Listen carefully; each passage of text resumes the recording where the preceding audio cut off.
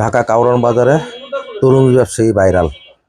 তরমুজ কাটার পরে পরেই সে ডায়লগ দিয়ে বসে, ওই কিরে মধু মধু।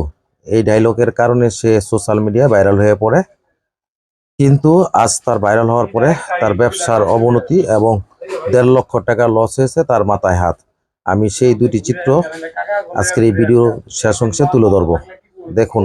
চ্যালেঞ্জ চ্যালেঞ্জ আলহামদুলিল্লাহ, মাশাআল্লাহ, আল্লাহু আকবার, মাশাআল্লাহ মাশাআল্লাহ।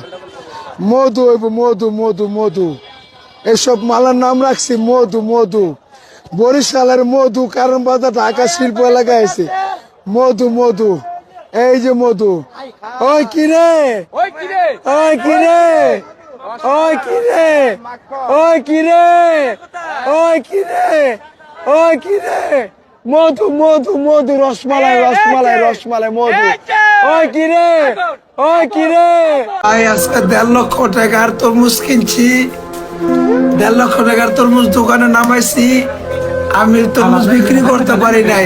যেরকম সাংবাদিক, যেরকম ইউটিউব, যেরকম অনেক পাবলিক খালি বিড়া রাখছে, তাহলে আমি কার কাছে তরমুজটা বিক্রি করব? আমার পাগল বানাইছে। আমার ১.৫ লক্ষ টাকা আজকে পাই শেষ ভাই।